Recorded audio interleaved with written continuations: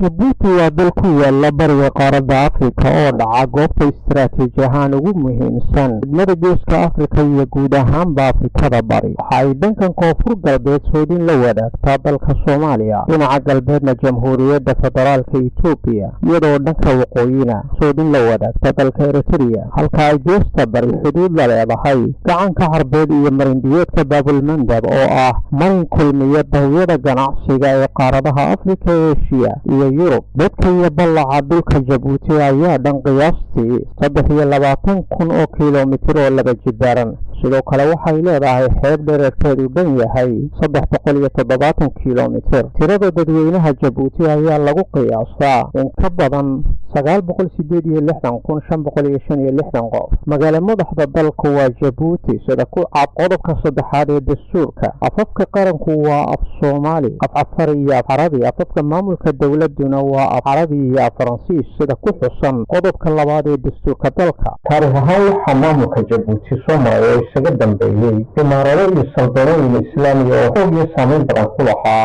degmada Geeska Afrika, kuwaas oo ka mid ahaayeen saldanadii Faad oo maamulkada jiray muddadii u dhaxaysay 1285 ilaa 1415.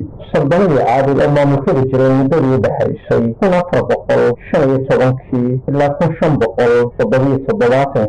sidoo kale waxaa dalka Jabuuti soo maray maamulkii dabeecay gumaystaha oo xukunkiisa ummadda saarnaa xilligii midoobay u dhaxeeyay 1892 ilaa 1977 oo shacabku tuuray heeryadii gumaystaha xorriyadiisana mar labaad dib ula soo laabtay.